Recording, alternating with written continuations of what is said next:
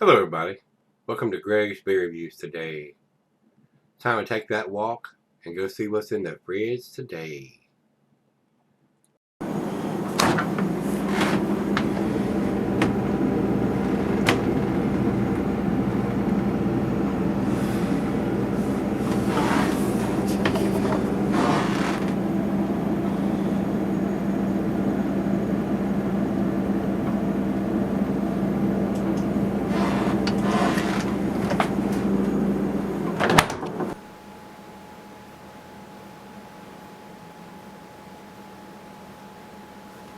Hey everybody, welcome to Gregsbeerreviews today. Thanks a bunch for stopping by, I do appreciate it. Today's beer comes from Wiley Roots Brewing Company. These guys are out in Colorado. This is their Flapjack Monstah, not Monster, Monstah, M-O-N-S-T-A-H. This is a Imperial Stout with maple syrup, natural and artificial flavors. Keep cold, enjoy fresh. Well, I just love it when they say enjoy fresh, and they like to put a date on it. So, Colorado must be smoking some real good shit. What do you think about that? No doubt. It even has a big white box on the label here on the corner, where it looks like it's made for some kind of dating machine to stamp something there. So, again, I don't know. But the logo looks familiar there, guys. I think I have done their beers before. Not sure, didn't go back and look. So, let's see. Oh, I forgot to say ABV. It says it's 8.5% alcohol by volume. And it does have that on there, but I don't see any kind of dating for vintage or anything like that on it. I don't think it's an old beer because it didn't have a lot of reviews.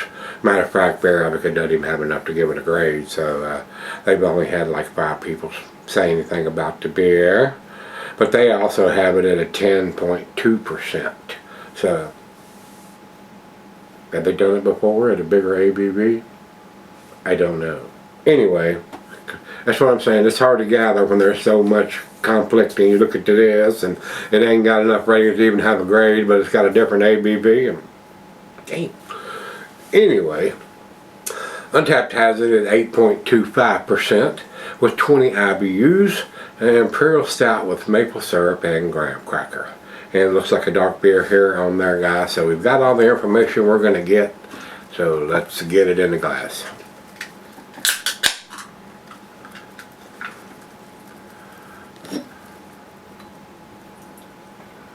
Fairly dark, not pitch black, but it's pretty dark. It's going to look dark in this glass. Not a lot of head on that, it's just barely covering the top. Oh, that's right, swirly swirl.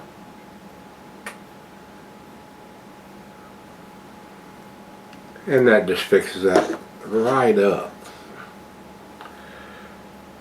Nice finger of head on that pour now. Now that's proper. That looks like a nice stout there, guys. Pretty dark. I mean, I'm not really seeing any light coming through, so it might be a hint down on the thin part here, but it looks pretty dark, guys. You're really going to have to hunt for it. So, nice looking stout. To the nose we go. I got flowers in my hair. Oh wow, that does smell nice. Yeah, big time maple syrup, cinnamon, graham cracker. That's, yeah, it's there. That smells pretty good. That smells real good.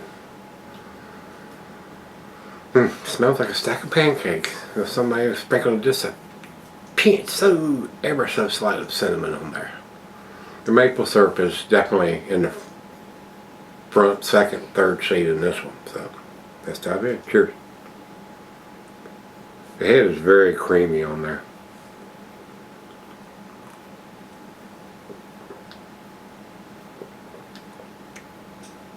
Oh yeah. That's very, very, very nice. I think we have a winner here. That's very nice.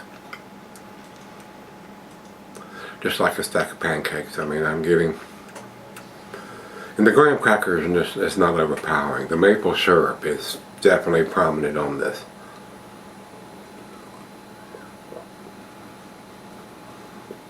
But it's there. I'm getting that graham crackery-esque back end on that. So, speaking of back end, there's the back end of that into there. This will be a very nice final beer of the evening, which it is for me. These dark stouts, very pleasant. I mean, at 8.2%, you could basically have this for a breakfast beer if you ain't got anything serious planned on after that. That'd probably be a good weekend beer where you can sit in a lounge chair for a while, or a lazy boy watching football. Yeah, that might be a hot tip. Anyway, let me go sip on it. Be right back. Alright guys, I'm back. Got this a little left here. Maybe a little bit more than a final chug here, guys. I'm going to roll this around just a little bit. It didn't leave a lot of lacing on the glass there. Sometimes they do, sometimes they don't, but it's very tasty. I mean, this would go very well with a stack of pancakes or waffles or something. The maple syrup is off the chain, guys.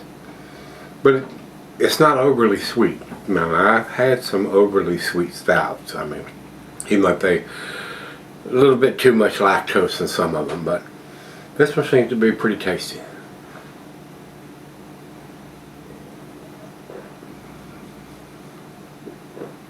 It's very smooth for an 8. It says 8.5 and they have 8.25, so we got two different things. 8.5 here, 8.25 there, and 10 point something on Beer Advocate. And Untapped only has 744 people commented on it, so how many different variations are they of this beer? I don't think there's but one. I may be mistaken, there may be 2. I seriously doubt there's 3 with that low minute amount of ratings, and only 5, what did I say, 5 earlier on Beer Advocate. So where are all these different ABV ratings coming from? I can clearly see it says 8.5% right there on the can. So I know what I'm drinking. I don't know what they're drinking, but this one's 8.5% and it's done very well. Final chug.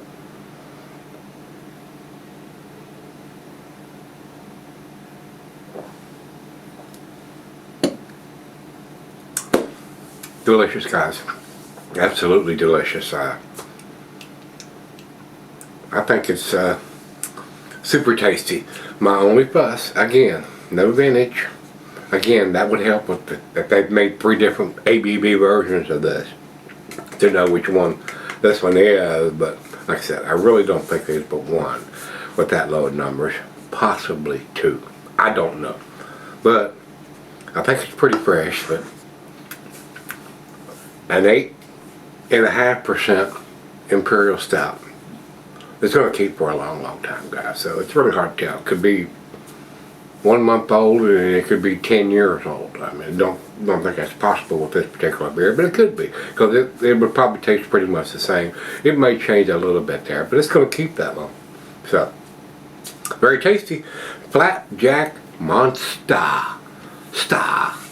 So, if you had that from Wiley Brewing Company, let me know what you think, guys. It's super tasty to me. I'm going to give it 94. Not quite to the solid A, but kicking on the door. Had a date on it, it got the solid A for me, guys. 4.13 from Untapped with that 744 ratings. And again, Beer Advocate doesn't have anything. Not enough people have commented on it. So, if you had it, let me know what you think. Till we meet again. Let's go see what's in the fridge.